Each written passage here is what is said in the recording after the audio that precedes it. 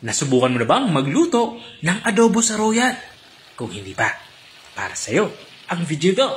Dahil dito ay magluluto tayo na adobo sa Royal. Simulan natin ating magluluto. Magpapainit lang tayo dito ng kawali. At kapag uminit na ito, lagyan na natin to ng kaunting mantika. At kapag uminit na ang ating inilagay na mantika, magsimula na tayong mag-isa. Unang inilagay ko nga dito, itong ating hiniwang sibuyas. At isusunod naman natin itong ating bawang. Ang ginawa ko lang dito sa bawang ay diniktik ko lang ito sa kahiniwa ng maliliit. Ang gagawin natin dito ay igisa natin ito hanggang sa lumabas yung aroma nito. At kapag ganito na itsura ng ating panggisang sangkap, ay ilalagay na natin itong ating karning manok. Bali, ang gagamitin ko ditong parte ng manok ay leeg. Ito kasing parte ng manok na to ay hindi ko pa naluluto. Kaya parang natatakam akong lutuin to. Ang gagawin lang natin dito ay gigisa natin to, isisir natin to hanggang sa magkulay light brown ang kulay ito. Katulad na nakikita nyo.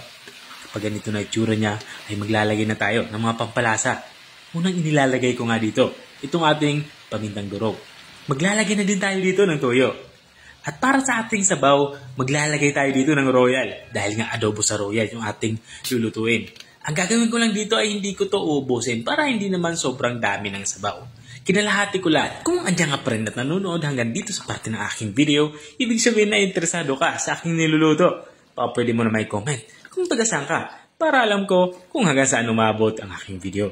Balik tayo dito sa ating nilulutong ulam. Lagay na nga din ako dito ng suka. At dito sa parte ito ay naglalagay na ako ng dahon ng laurel. Ito naman ay para sa ating aromatics. Tatakpan na natin to at papakuloy natin ito ng mga 15 to 20 minutes. Mabilis lang naman maluto itong ating karning manok. Makalipas ng 10 minutes ay binuksan ko muna ito. Dahil ilalagay ko na nga yung ating isa pang panghalo. Ito nga yung atay ng manok. Ito naman ay optional. Kung wala kayong atay ng manok ay okay lang naman. Egg lang ng manok ang inyong lutuin. At dahil nga gusto ko sa dish na to, yung medyo maanghang, yung medyo may kurot-kurot ba? Maglalagay ako dito ng pulang sili o siling labuyo. Matapos kung mailagay ng siling pula ay tatapan ulit natin to. Papakuloy natin to ng mga 5 minuto para maluto lang ang ating inilagay natin ng manok. Makalipas ng 5 minuto ay binuksan ko muna ito. Dito naman sa part ito ay titimplahan ko na kung sakto na sa aking panlasa ang lasa nito. At dahil nga para sa akin ay okay na yung lasa nito ay tatakpan ko ulit ito. Hayaan ko na itong maluto at may gayong sabaw. Dahil gusto ko nga ang magmantika ito.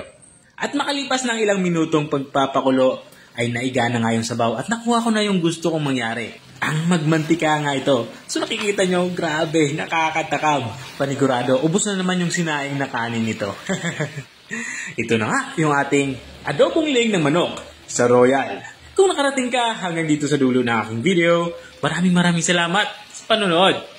At kung nagustuhan mo naman yung bago nating recipe na binahagi, baka pwede mo naman to i-share. O siya, hanggang dito na lang ako. Kita-kita ulit sa mga susunod kong mga videos. Paalam! Bye-bye!